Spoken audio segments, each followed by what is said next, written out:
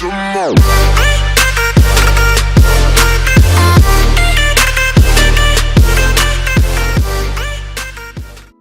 everyone, welcome back to another Road to Rank. This is Aaron Cybertron Zhang here recording for the MDL Finals.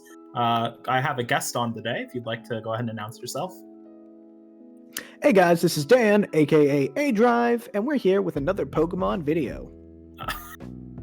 Okay, jokes aside, we have the MDL Finals going on right now between Matt and IzzyMax. This finals was kind of the anticipated one, you know. These two were dominating the divisional season, as Dan can attest to. And we're kind of just in this boat right now where we're seeing what they have. From the look of it, Matt has a harder Trick Room mode with the BEM and the Marowak, which is something we haven't seen from him before. He's also leaning on Hydreigon, which is a mon that I felt was kind of underutilized on his draft. And no Metagross is honestly kind of shocking. What do you think, Dan, of what you're seeing on those sides? I think the first thing we want to look at is that Choice Scarf Bulu, which I believe will be able to outspeed the Barraskewda, if I'm remembering my calcs correctly. And then I also know that Matt has run a Jolly max speed Marowak before, so under Tailwind, it's able to outspeed threats that it probably shouldn't outspeed. For example, under Tailwind, it will be able to outspeed that Thundurus, which could be something that he's setting up and using the Behemoth as a fake out, but I could definitely see that. The battle here. All right. So here we are with the MDL Finals. It's been a long time coming. I know that people are hyped about it. Let's just see the leads. This game one should have a lot of scouting. Clefable, Hydreigon. Okay. I wouldn't be shocked with a Follow Me and a Nasty Plot here. In the face I wouldn't be either. He's not super threatened if he's running Nasty Plot. If not, I would expect a Dynamax and probably a target into the Thundurus slot potentially. And it would probably get redirected away, would be my guess, by Follow Me. And then we see the sets as the Thundurus comes up. Nasty Plot Thundurus is also here today. Sub Thundurus with Nasty Plot and Thunderbolt. And then, correct me if I'm wrong, but he's able to fake out the Hydreigon because it has Levitate. So it's not grounded in the Psychic terrain. Does Hydreigon have Levitate? I believe Hydreigon does have Levitate. But if Clef follows me, I'm not sure if that's an option available. Right. So I think right now Maxwell is going for stalling the max turns with a Follow Me sub. We'll kind of see how offensive Matt decides to go with this lead. This looks like a Nasty Plot setup to me, although it could also just be a Dark Pulse. Nope, Nasty Plot. Nasty Plot right off the bat.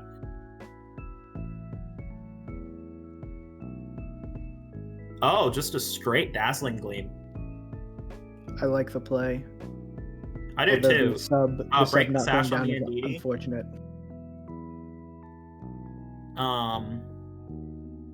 Maxwell's certainly in a spot here. He can't actually hit the Hydreigon because he doesn't have an Air Slash.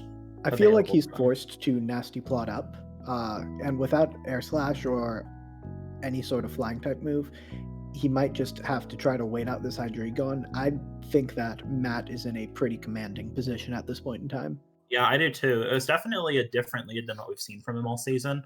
But I feel like, personally, I'm kind of surprised I didn't see this earlier in the season. I always thought Hydreigon was kind of a big player on the team when he got it that wasn't utilized a ton, and I think it's really good in this matchup.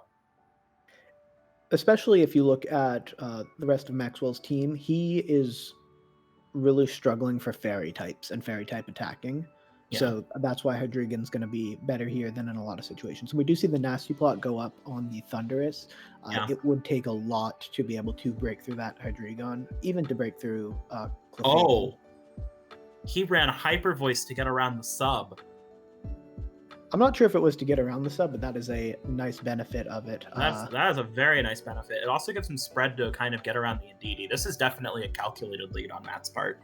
Absolutely. And not only... Go ahead. Max Strike is really good against Maxwell's team too, because the Hydreigon does miss a couple speed calcs. Yeah, it's in that weird tweener tier of 98 speed, I believe.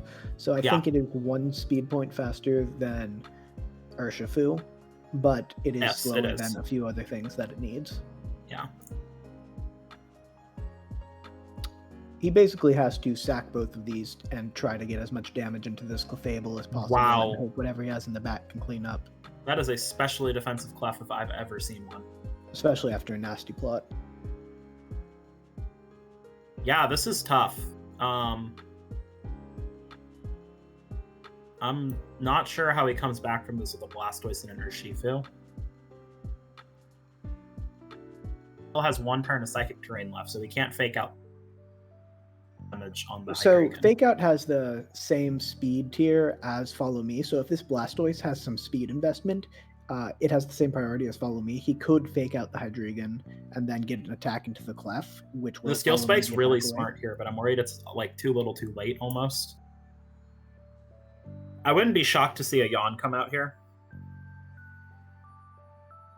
Yawn wouldn't shock me. Fake Out into Hydreigon wouldn't shock me.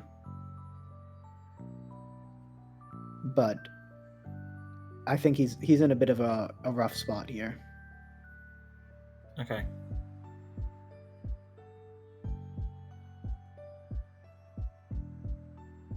Yeah, and Matt has a whole Dynamax in the back. I don't know what his threats in the back are, but I'm assuming... Oh, well, never mind. He maxed Hydreigon, which I would do in this position, too. I mean, you can just kind of clean up from here. Hurt. And now he gets past any fake-out plays by the Blastoise, so I think that was a very solid max. Yeah, I do, too. Well, there's Psychic Terrain up, so he can't actually fake it out. Well, doesn't it have Levitate? Or is that... Okay, so I think grounded. Even though it's not grounded, the Blastoise is grounded, so its priority move should be blocked by the terrain. But then why would he have Fake Out on the Indeedee? Because the Indeedee is grounded, and that can fake out the Tornadus because it's a flying type. Oh, that's true. Okay, yeah, you're right. Still a solid play. We're seeing a Max Darkness, I'm assuming, in Blastoise. Yeah. Just KO it, get it out of the picture. Yeah. And then Urshifu's got to try to pick up a 4v1, and it is not the Pokemon you want for that. And it's Babiri Clef. Wow. Yeah, that's GG. That's not the lead I was expecting. There he go.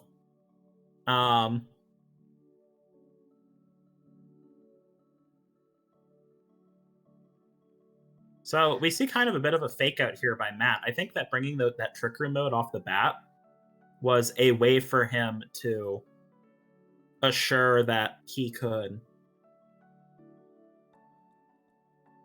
Bringing that Trick Room mode off the bat was a way for him to assure, in the team preview, to assure that Maxwell would go for the same Trick Room mode that he was able to use to beat Hunter with.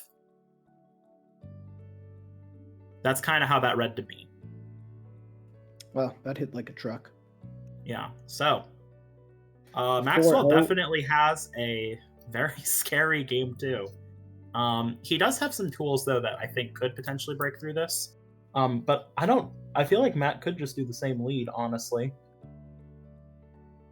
So if you're Maxwell in this situation, what do you try to lead with what he's brought? So the issue is Clef is always a problem, and now you know it's especially based Clef with the Berry. So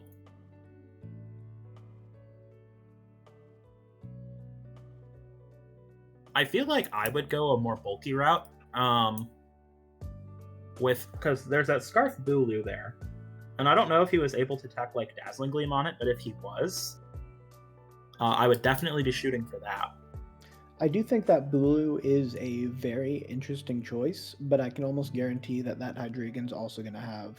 He's checking something with the Bulu right now. It has Mega Horn. Yeah. Which, if he can find a way... What I would do in this situation would be to lead Bulu plus Urshifu to go for that Steel Spike into the Clef to try to get it knocked out, because I don't think this Blastoise has a good way to hit the Clef. Well, the Blastoise can fake it out. Right, because he's not... So he's gonna fake it out, and then he's gonna Mega Horn with Tapu Bulu right off the bat. I think that's a really good adjustment. Also, I feel like Blastoise Bulu, even if he goes for a more Trick Room oriented mode, can actually still work out in his favor, because he can just swap the Bulu out, and he can try to prevent something from happening he doesn't want to. What I would be And worried plus about the with this BEM setup, is dead to a Fake Out plus Mega Horn combo, I believe. what I would be worried about with this setup is with Leftovers Blastoise, it makes me believe that there's not going to be a lot of speed investment on it. If that Clef is able to follow me before the Fake Out, then a Max Flare into the Bulu could be all she wrote. Yeah, no, that is very, very true. Well, I actually wouldn't be shocked if Matt's running... I mean, Max Flare would make sense. I also wouldn't be shocked to see Steel Spike here. That's the final move slot to hit some other threats he has. Well, we're going to see if there is a good answer here. So Maxwell is sort of staking this on his Blastoise being faster and on hitting an 85% accurate move. Yes. Yep. And on that 85% accurate move being enough to pick up the KO on Hydreigon, which has a surprising amount of bulk. Oh, he's actually going to max I do think maxing here is correct, because then you're going to survive... You're going to hit. The max... You're going to survive the max attack into the Bulu if that's the chosen direction. And not only that, but even if damage. Clef is faster, or even if Clef is faster and gets the follow me off, this lets Maxwell have the opportunity to lower the special attack on the Hydreigon in a worst case scenario. So I think this is a very good play. Absolutely. I think this is a solid adjustment, getting out the Max Bulu. Also, can we comment on the choice of outfits for the two trainers? I believe that this is a very important thing when it comes to high-level battling. I think Matt had the advantage in that regard. If this thing has weakness policy, I'm going to be terrified. This is a good scout double protect by Matt, but it actually does let him get a lot of momentum off. Well, it makes sense because now the Hydreigon's going to survive. If it has weakness policy, this is really good, and then the Blastoise can't Fake Out again next turn. Right. But he is lowering that special attack, so yes. Which is huge. If it doesn't have weakness policy, there's... Yes, okay, so it doesn't have weakness policy. So that's much better. Quake into the Clef is a really good play here. And I think he's either gonna yawn that or he's gonna yawn the Hydreigon slot, calling a potential not follow me bait. Because that works out either way, you know? Yes, this Blastoise doesn't have a lot of offensive pressure currently.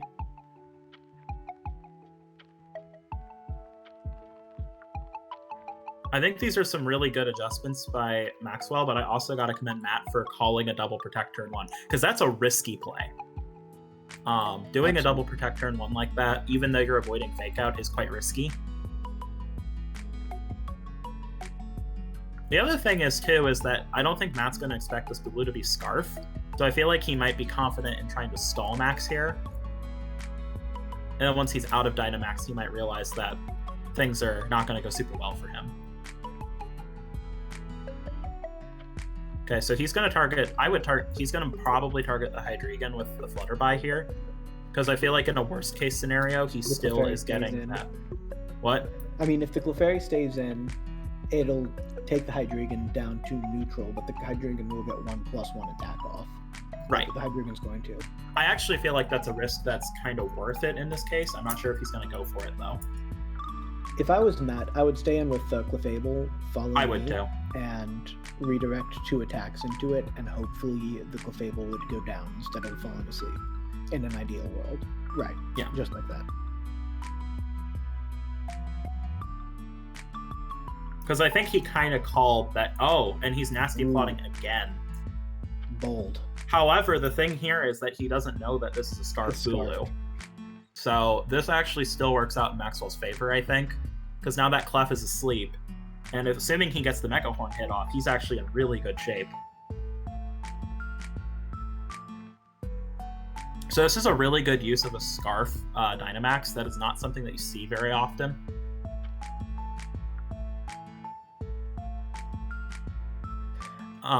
Yes, I think this Scarf is going to do very well, unless Matt believes it might be Scarfed, because Maxwell has brought it a few times before, And in that case, maxing this Hydreigon would allow it to survive that attack, which the defensive max option might be the play here. Or a protect and switch out the Clefable, the scouting protect. Maybe to try and see some. Oh wait, that Hydreigon's only 2 attack, because we've seen protect and nasty plot on it. Yes. And it's got Hyper Voice and we know the whole set. Hyper Voice and Dark Pulse. Yeah. So it can hit this Bulu, but not for a lot. That's a good. Okay.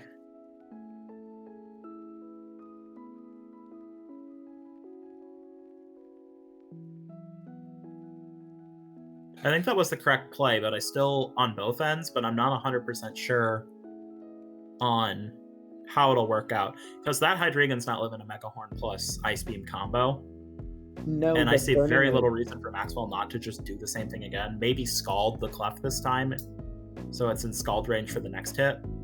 Burning a turn of sleep is the important thing, because now Matt has a 50-50 chance to wake up on turn 2, which, if he does wake up this turn, he could, with a Follow Me, just lock up the league right here. With an early wake up. Yeah. So because he put himself into a good position game 1, he's able to take this riskier play to just go for the win. Which is what I think he's going to do. Yeah. And this is a defensive max as well. Oh, for sure. He's just trying to live the hit. But if this Yawn goes off on the Hydreigon, even though this Mega Horn probably won't KO, if the Yawn goes off into the Hydreigon, he's actually kind of in maybe a spot. If you're Matt in this position, who do you target with Clef woke up. Oh. That's real bad. Forget that question. He needs this Mega Horn to kill the Clef. And it did not. Darkness into the Blastoise. It does live. That must have been a roll last time, because at +2, the Darkness KO'd the Blastoise last time. I don't know if he's at +2. Well, I guess he is at +2. He's nasty plotted twice. Oh, well, hold on. The Blastoise is at +1 Spit F, though. Right. That makes sense. If I'm Maxwell, I honestly switch the Bulu out here. Yes. I agree with that. I'm not sure into what yet. But you need something to revenge kill that Hydreigon. He should have... He has Hippowdon. He's going to kill that. Yeah. I think that's the correct play. I think you just Scald, try to kill the Clef here. Well, the Clef's going to sleep. I don't know if you want to kill the Clef here. You might just want to have the Sleeping Dead wait again. That's true. I would honestly consider Ice Beaming into the Hydreigon here, because I don't think that picks up the KO on Clef from this range. Right.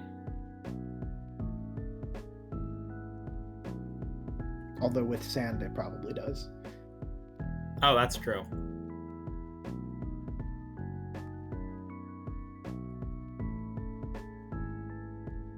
Unfortunately, even if this does go to a Game 3, I'm not 100% sure on how Maxwell's going to work through this problem. In a sense.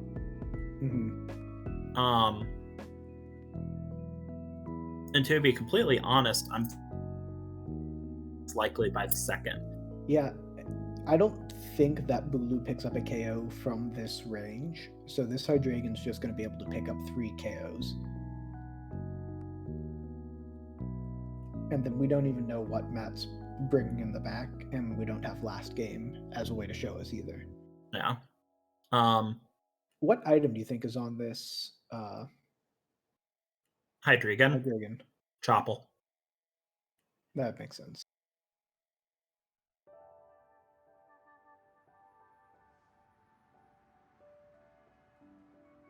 Okay.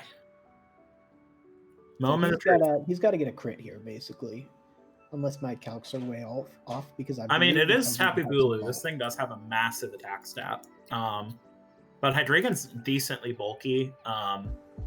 So I doubt Mega Horn does KO from this range, but I wouldn't be shocked if potentially a double up plus Sand did. And running 2 attacks plus Nasty Plot. That's some big damage. All right, Hippowdon goes down. Targeting the Hippowdon there is just a bold calling choice. out the fact that it's going to be slower. So even though the Bulu got a good hit off here, Maxwell's kind of in his position where he can't. And now the Bulu's slower again. Yeah. Bulu's now slower. I'm not sure on the Urshifu set. If he has Sucker Punch. Yeah. I think this Hydreigon has some bulk too. He does not have Sucker Punch, so a Hyper Voice here is going to be a bad day for him. Right.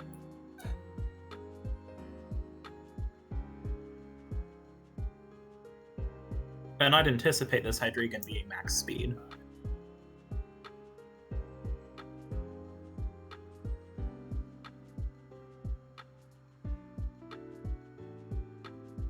And he's choice locked into Mega Horn. So, oh, he's targeting the Clef with it. I don't necessarily blame him here. He's got to hope that this Hydreigon is slower, and that the Clef doesn't wake up.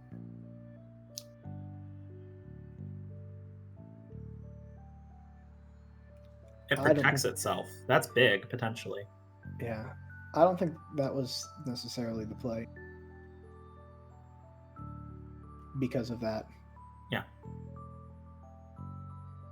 Okay, Matt has let him back into this game.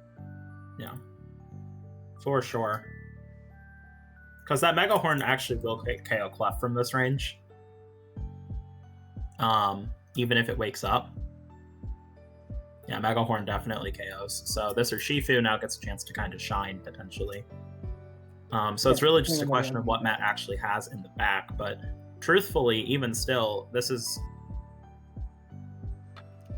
not the best 2v1 position to be in, because Clefable can just one-hit KO Urshifu with a Dazzling Gleam if it wakes up. That Protect out of Hydreigon was a definite misplay. Like, Hyper Voice has to be the option there. Yeah, agreed. Okay, Torn comes in. Torn is an issue for him, but he does have Thunder Punch. So I think you Thunder Punch the Torn and you Mega Horn the Clef. I would agree, and you just hope that the Torn doesn't pick up a KO with an Air Slash. Yep. You also hope it's Hurricane so that the sand is throwing it off. That's the real prayer right there. Oh, it had Sludge Bomb for Bulu.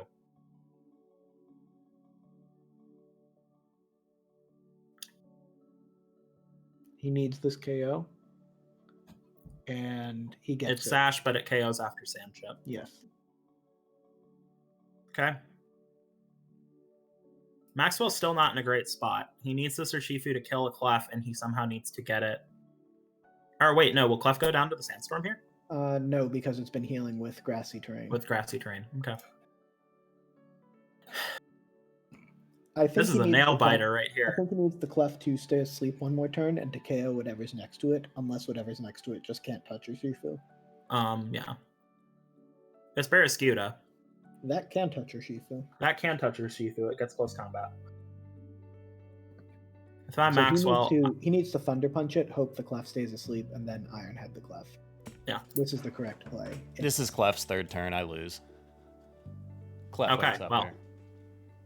Clef will be waking up this turn. We miscounted our sleep turns there. Yep. It didn't wake up, or... he ran sub on it. Cheeky.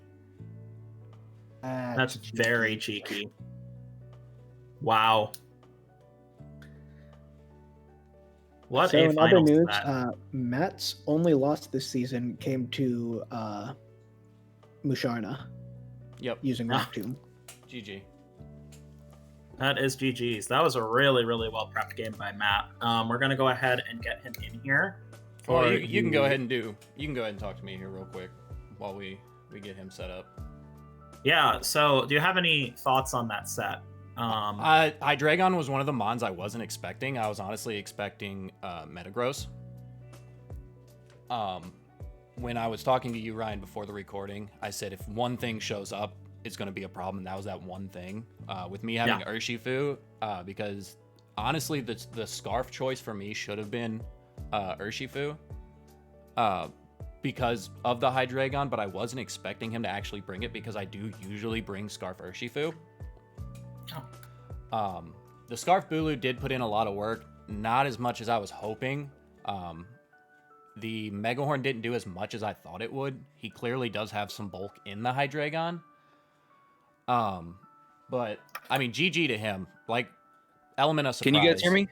Oh, yeah, there he is. Now we can, yes. Hey, we're okay, going to do good. our champion interview with you in just a second here. GG, man. Hey, I literally said to these guys, if one Mon shows up that I'm not expecting him to bring, I lose, and that was Hydreigon. Yeah. It's quite the Mon. That was, I think that was actually the last addition to my team. I figured you were anticipating Jolteon. I had Jolteon there first, and I switched it to the Hydreigon. I was actually expecting Metagross. Yeah, I don't think I can do that here. I mean, I realize that Colossal is something that you almost can't bring because a Barraskewda Clefable lead with Tornadus in the back just completely invalidates any Colossal stuff. Mm-hmm. But it was still kind of scary. But even more than Colossal, I felt that mid to late game Urshifu was even more of a threat because I probably needed Clefable next to Metagross up front. Mm-hmm. And if Clefable goes down, Metagross is just it takes a wicked blow. I just can't afford to do that. I'm actually, speaking of wicked blow, I'm actually a little bit disappointed that I didn't get to use my Trick Room mode because I was actually running Battle Armor Marowak. Oh, that's sick. Well, your Trick Room mode was the whole reason that The first thing came out. Yeah, I brought the Hippowdon at all. That was my best answer to it. Was it room service? No, it was Pasho. It lived a liquidation. Oh, okay. That makes sense. Okay. Yeah. I could probably deal with that because I had Energy Ball on Behem. Mostly for Blastoise, but I also, like, I hard prepped for Yawn, like, so much. I had it's the best move in the game. I saw how like dominant it was in most of his matchups, and I was like, well, fuck, man, I'm not just gonna let him yawn me down like he's done to, at least 2 or 3 other people, and like so I didn't get to click it because Follow Me was too important, but I had Misty Terrain on Clefable, and cancel it. Yeah, because you can set up Terrain after the yawn goes off and it stops the sleep. And because Hydreigon was my only max option that was not touching the ground, I also had a Lumberry on it just for yawn. Okay. So Matt, the turn where you protected the Hydreigon in front of the Urshifu instead of hyper voicing, what was the long-term strategy that you were employing at that point? To be honest, I forgot he had Iron Head. That was actually a fantastic play. I was wondering if he was gonna bank on Clefable staying asleep and just go for Sucker Punch. So I figured, because I forgot about the Iron Head, I figured he might close combat here. Also forgetting that Wicked Blow KOs. It was mostly kind of a brain fart, but I figured if he close combats into Hydreigon, at least I force him to drop his stats. So then Air Slash from Tornadus would KO. Yeah, Isn't the Hydreigon... It would probably KO anyway, but yeah, it wasn't my best play. I do see it as a good way to play around Sucker Punch. Yeah, I do too. We were wondering too, because we were actually there was one point in the live com where I was like, Matt doesn't know this thing doesn't have Sucker Punch right now, which is actually kind of a big deal.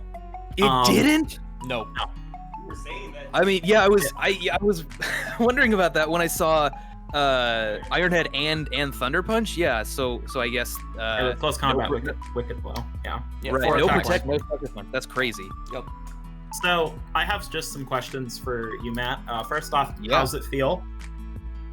I feel like I can finally rest.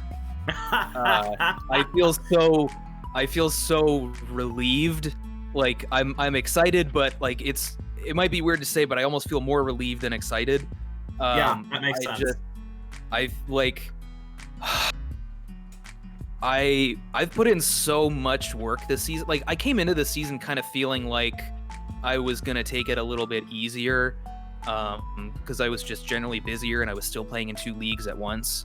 And there was something in me that wouldn't let me do that, and I hard prepped for every matchup, and I did, practice games against myself on Showdown, and I watched every coach's previous matches, and made a game plan and flowcharted everything. I worked so hard every week for the entire season, and I feel like it's finally it paid off, which is really exciting, because I thought I had a pretty good shot at winning last season, and then lost in top 8 because I had such a dominant season at that point too. So it feels a bit like redemption. It feels like relief. It feels like excitement. It feels like a lot of good things. A lot of good things. Yeah, definitely that work has definitely paid off, and huge congrats to you. So I know Hunter's not here right now. He was the original post-com person. But fun fact, he did leave me his interview questions because I didn't write any. Hey, real quick, I do have a quick good on question. him. Hey, I have a quick question for Matt real quick. Sure. Did you expect the scarf on Bulu? Oh, absolutely, yeah. Oh, fuck me. All right. Very nice. We actually weren't especially sure after I maxed it. I mean, that I was questioning it at that point, but like in prep, I mean, yeah, it was. Okay. I'm fully aware that my Barraskewda has been a menace this season, and it had a really good matchup into a lot of the stuff you had. So I felt like if I saw the Bulu there, like there was no way the Bulu was just gonna be okay with being slower and then take a poison jab, because I did have poison jab. The scarf made a lot of sense, especially I actually wondered whether Scarf Bulu was capable of outspeeding Barraskewda, and when I saw that it was, I was like, oh, okay, so if I see a Bulu, yeah, it's probably Scarf. Yeah, right. Well, when I was prepping, the Urshifu was my original Scarfer, and Bulu had Sash for the longest time, and then I switched it up. Okay.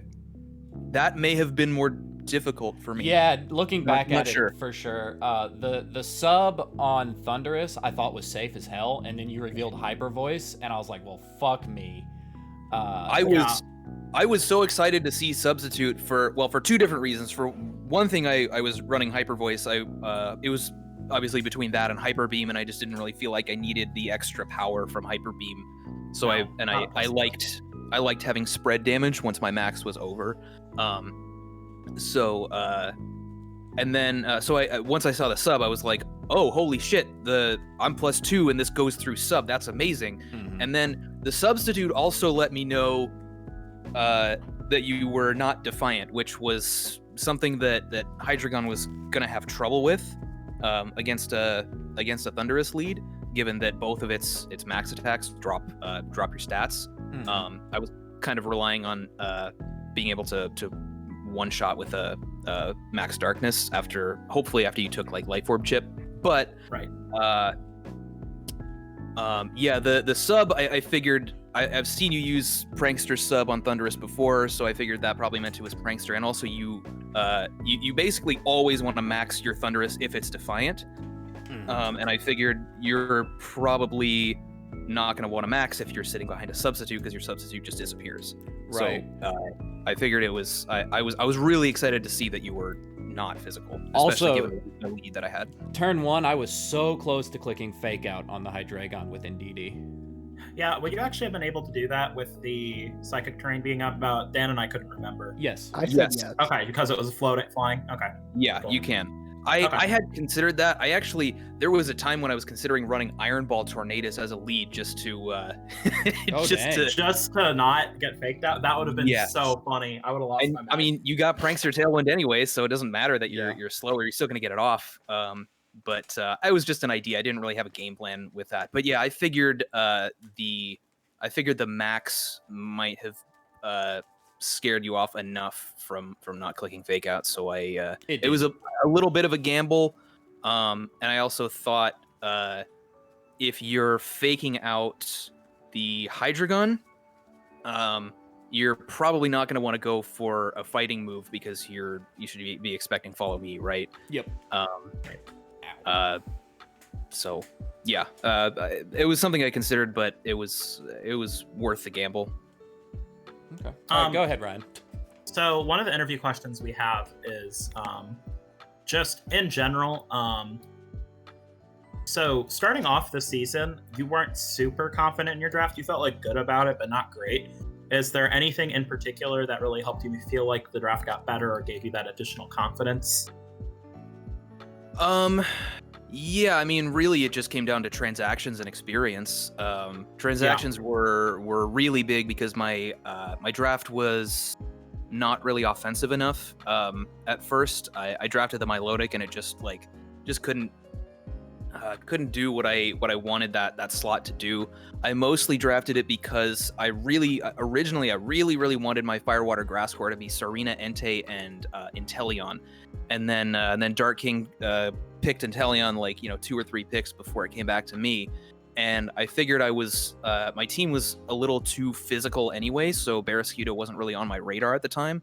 Right. The next best special attacking water type was Milotic, but it just was not the play. So once I made that trade, God, Barraskewda opened up so many more options for me. It was really, really good as an upfront Maxmon and just a cleanup mon in the back after something like Metagross was done maxing, and then Barraskewda can come in, just be super fast and clean everything up with some big attacks and really good coverage.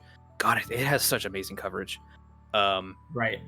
But and then I think once I got my team down, and once I got better at flowcharting with this particular set of mons, it became much easier. There were I think in the second half of the season, there may have, I don't think there was even a single situation where I felt like my lead was insufficient. Right. And maybe I have to. Sorry, what was that? I feel like Clef helps a lot with that. I feel like sometimes God, yes. I've had people ask me why Clef is tier 1 and Clefairy's tier 1 with it. Why isn't Clefable tier 2? I've had a few people ask me that, and I was like, have you seen Clefable on Matt's draft? Dude, Clefable is better than Clefairy, and I will die on that hill. Seriously. Follow Me Unaware is absolutely broken. It's so good. It's so strong. Yeah, I mean, when he went for when Maxwell went for the nasty plot on Thunderous, I'm like, yeah, okay, that's fine. I'm unaware. Yeah, I'm unaware. Yeah, I'm unaware. You can't touch me. Oh yeah, no. That was something that really stuck out to me. I also want to ask you a little bit. Dan, I'll let you get the next question. I apologize. So Hydreigon, I feel like was kind of an underutilized mon on your draft. It's one of my favorite mons in draft, actually. I was just wondering, you talked about how you almost didn't bring it this week. What ultimately made you decide that this was the mon for the playoffs game? My original game plan was to just go with basically the same lead that I was using against Hub, and as I started flowcharting some things and did some practice games, it wasn't as strong as I had thought. Especially if there was no colossal lead, which there was not. I figured right, and I figured there was a chance I would see colossal in team preview, but probably not. It was really only one of my lead options if I was if I actually saw colossal in team preview, but and I was kind of just looking for something that had a solid matchup as an early game max. Right. And Hydreigon, I get why you would say it's underutilized, because this is literally the first time it's ever hit the field. I brought it in team preview in top 8, but it just I never brought it came, brought it to the match, But and I did trade for it late. It was the very last transaction before playoffs that I dropped Serena for it. Yeah. But mostly the flowcharts were just not very friendly when my opponents had a strong fairy type. Right. That was what we were talking about, actually, was Tapu Bulu is not a fairy type, really. Right. I did like there was a part of me that kind of wondered about a Dazzling Gleam, but it's it's not going to do that much damage, and I also wondered if he might be afraid of the weakness policy, because the one time I had it on my team of 6, it was carrying a weakness policy. So Dan was calling that. Yeah. When So you protected with it in front of the maxing Bulu, I thought it might have had weakness policy on it. I also want to talk about that 2 attack, because that was really interesting to me, because the first set I was like, well, I mean, he has a lot of options here. He has Earth Power, he has Steel Spike, he has Wormwind. Nope, Dark Pulse Hyper Voice is what wins you the whole thing with Protect, Nasty Plot. I thought it was a really cool set. I was just wondering, obviously the Hyper Voice worked out really well for you. Why were you winning Max Strike in this scenario? Because it does outspeed mons like Urshifu by 1 point, which I would assume is kind of the thing you were most worried about. Urshifu was definitely a big consideration in using Hydreigon, especially since it resisted Sucker Punch. But it just kind of gave me the best way to hit things that I wasn't hitting with dark coverage. Mainly the Bulu. I could have gone with Flamethrower. I did consider it. I also thought about Max Flare in the bit, and when you watch back, we talk about Flare potentially coming out. Yeah. I also, if Max Strike was not available to me, I think I would have actually used Belch for the Max Poison. Wow. Yeah, but the speed drops.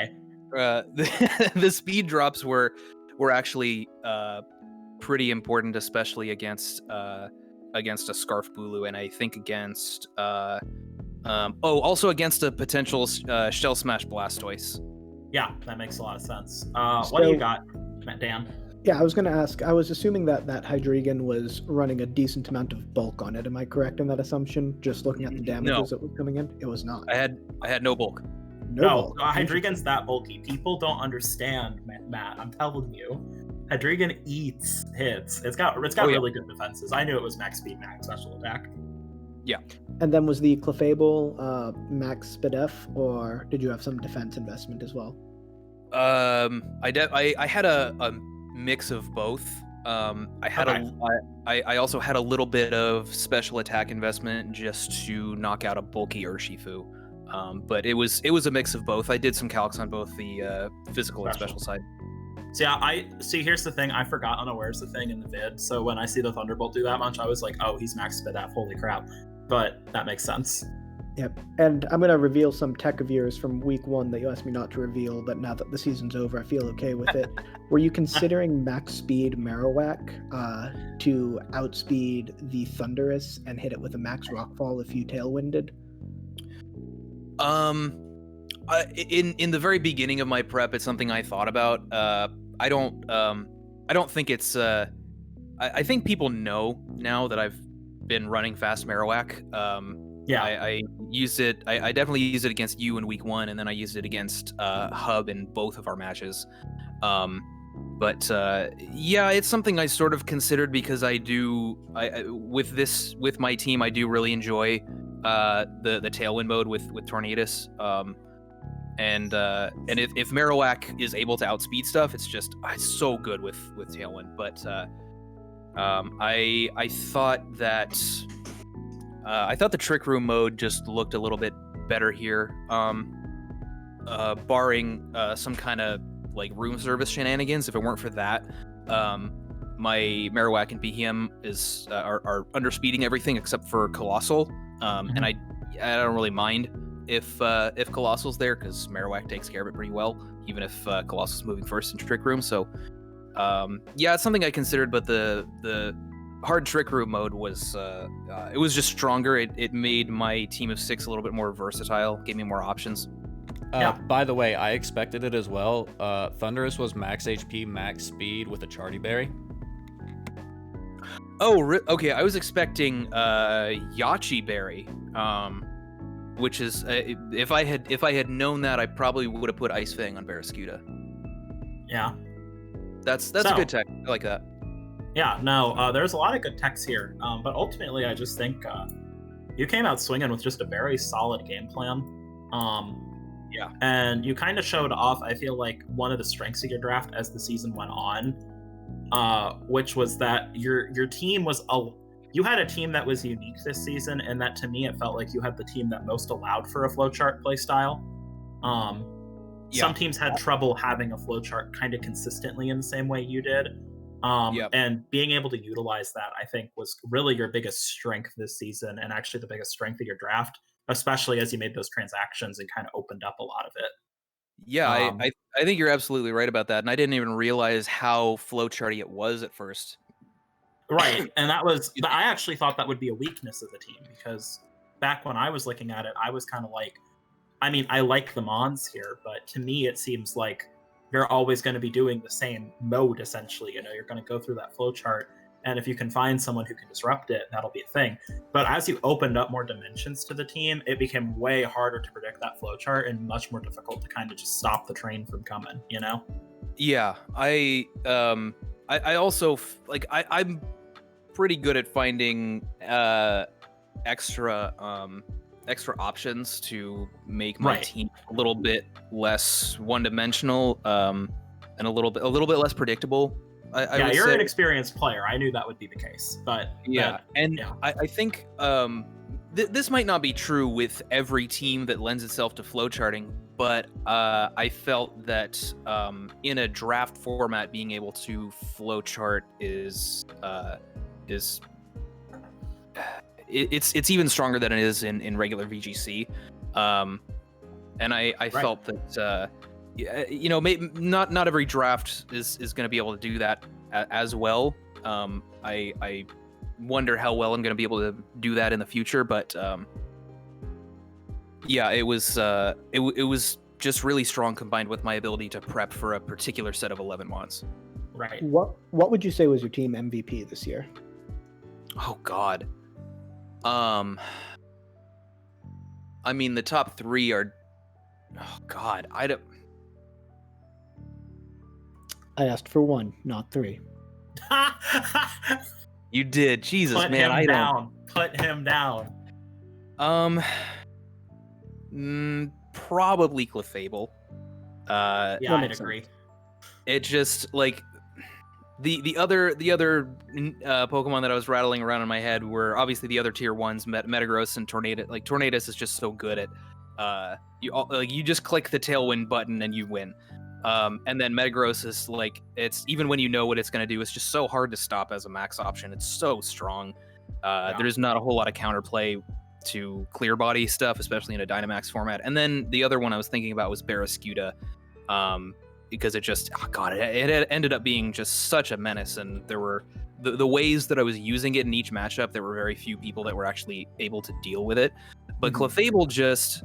it activated the rest of your team. It let the rest of them shine in their roles. Yeah, right. No, it allowed me to do so much of what I wanted to do, and it really it opened up the flowcharty nature of the team, especially with Tornadus as well. Because so like there were so many times when I would use Clefable to either set up or start doing damage with a big powerful Maxmon, and then Clefable goes down and Tornadus comes in, just tailwinds, and it's such a good game plan for the mid to late game, even if your Dynamax is over, because you can, you're already boosted up either with like a boosting move or with your max moves, and then a free Tailwind in a position where your opponent is often unprepared for it, especially when your Maxmon is still healthy because Clefable's been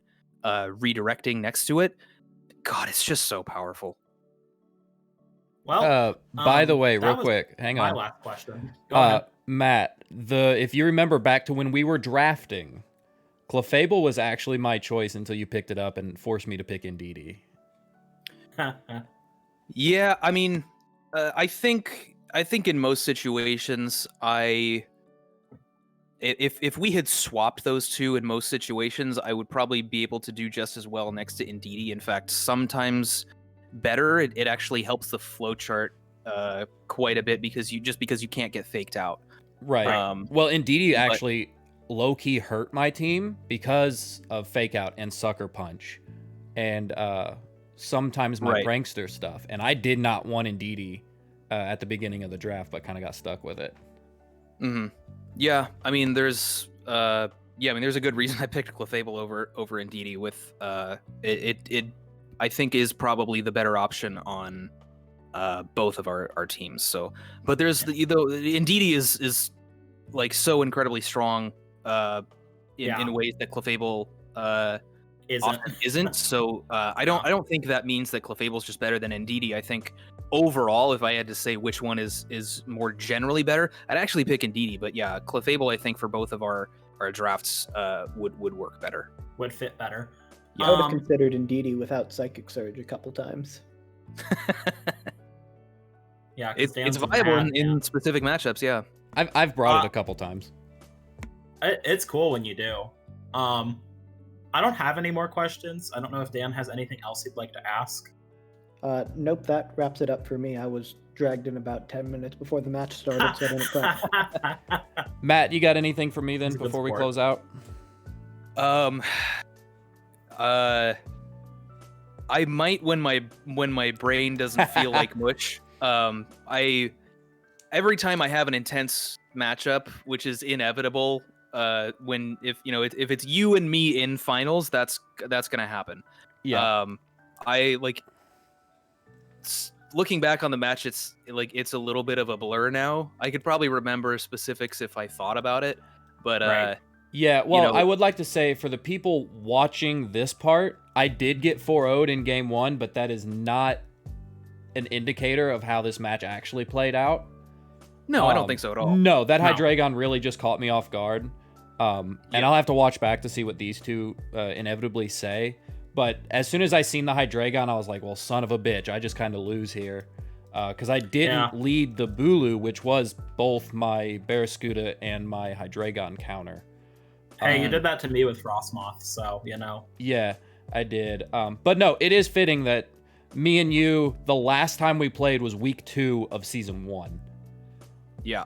So it's very fitting that me and you were the final two sitting here, both at X and 1. So maybe another time in the near future when my brain's working a little bit better, we can you and I can sit down and do a post-com of this match or something like that. Oh, for sure. And by the way, since me and you did finish 1 and 2 respectively, there is an inevitable rematch coming next season. So Indeed.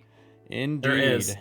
Block 2 Musharna is the Matt counter. That is true. Musharna does beat Matt. Real quick, just something I want to say just before we kind of close out officially. We are already starting prep work for next season. We have a rough draft of the draft itself. We have one more coach coming in, but we have it narrowed down to like 2 people, so we'll get that person figured out.